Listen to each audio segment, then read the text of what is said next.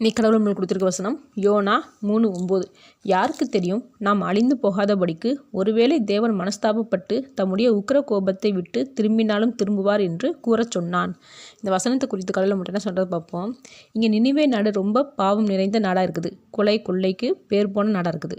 அப்போ தேவன் யோனா கிட்ட நினிவே நாட்டை அழிக்க போகிறேன்னு போய் சொல்லுன்னு சொல்கிறாரு. அதன்படி யோனாவும் அங்கே போய் எல்லாரும் முன்னாடி சொல்லிட்டான். அப்போ அந்த நாட்டு ராஜா பயந்து போய் மனுஷர்களும் மிருகங்களும் எதுவும் சாப்பிடாம உபவாசம் இருந்து தேவனை வேண்டுவோம். அப்போ ஒருவேளை நமக்கு தேவன் இறக்கப்பட்டு அழிக்காமல் இருப்பார்னு சொல்லி மக்களுக்கு கட்டளை போடுறான். அதன்படியே ராஜாவும் அந்த நாட்டு மக்களும் மனம் திரும்புறதுனால தேவன் அவங்கள அழிக்கலை. அந்த மக்களை ஏற்றுக்கிட்டாரு. இங்கே நம்ம கவனிக்க வேண்டியது, ராஜா சொல்கிறான் ஒருவேளை தேவன் மனஸ்தாபப்பட்டு இறங்குவார்னு. அவனுக்கு உறுதியாக தேவன் மன்னிப்பார்னு தெரியல. ஆனால் அவன் நினைக்கிறது நாம் முதல்ல திருந்தினா மன்னிக்க வாய்ப்பு இருக்குதுன்னு நினைக்கிறான். அந்த நாட்டின் மனம் திரும்புதலை செயல் மூலயமா தேவனுக்கு காட்டுறான். அப்போ வெறும் வாய் வார்த்தையினால தேவன்கிட்ட மன்னிச்சிடுங்கன்னு சொல்லாமல் செயல் மூலயமா நம்ம திருந்தி தேவன்கிட்ட மன்னிப்பு கேட்கும்போது நமக்கு மன்னிப்பு உண்டு. ஆமேன்.